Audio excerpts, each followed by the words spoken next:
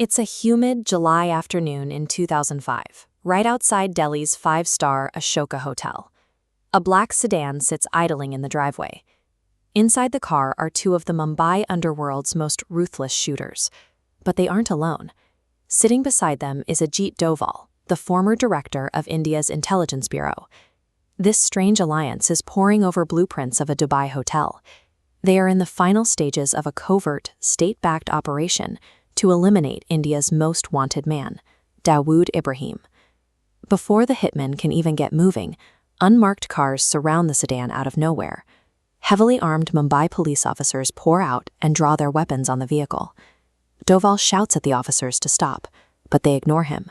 The hotel blueprints are ripped out and crushed underfoot. The hit is completely blown, and one of the shooters, a man named Vicky Malhotra, is dragged away in handcuffs. This failed operation exposed a massive secret. Vicky Malhotra was no longer just a common street thug. He had become an asset to the nation's top spy. 15 years earlier, a young migrant named Vijay Kumar Yadav arrived in Mumbai looking for work. Facing intense local hostility against outsiders, he changed his name to Vicky Malhotra to blend in with the city's crowds. Unable to find legitimate employment, he started picking pockets on the city's crowded local trains. It didn't take long for him to get caught and sent to Nashik jail. Behind bars, a local prison bully tried to assert dominance, and Vicky fought back immediately. That single act of defiance caught the attention of another inmate watching from the corner, the powerful crime boss Rajan. By the time Vicky was released in 1996, he was fully integrated into Rajan's syndicate. He immediately began executing high-profile hits on wealthy builders for extortion and gunned down a rival shooter from Dawood's gang in broad daylight. He quickly established himself as Rajan's most reliable asset. In this brutal ecosystem, a total lack of hesitation and raw survival instinct were the keys to his rapid rise. As police pressure mounted in 1997, Vicky fled across the country to Calcutta.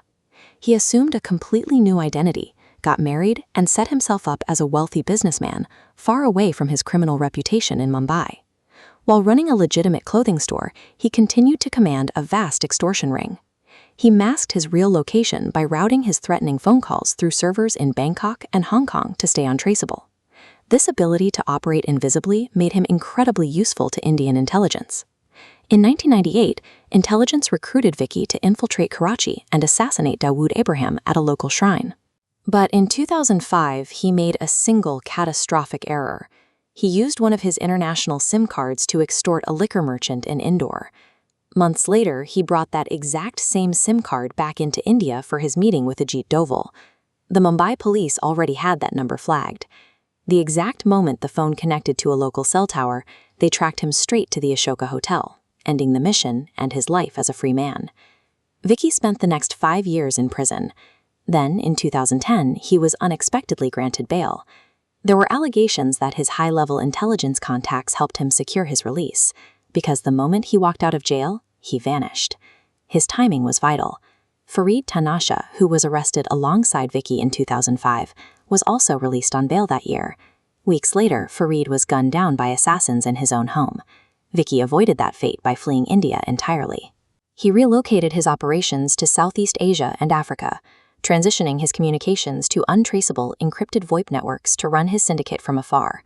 While other top lieutenants either split away or were killed off, Vicky stayed loyal to Rajan.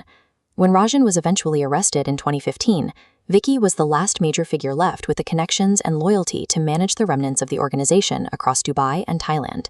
He has now become a total enigma. He orchestrates major criminal operations from the shadows, yet law enforcement hasn't seen him in person for over a decade. By exploiting systemic loopholes and mastering digital anonymity, Vicky Malhotra has achieved the ultimate goal of an underworld boss: total invisibility. He remains a ghost, exerting influence over a vast network while staying entirely off the grid.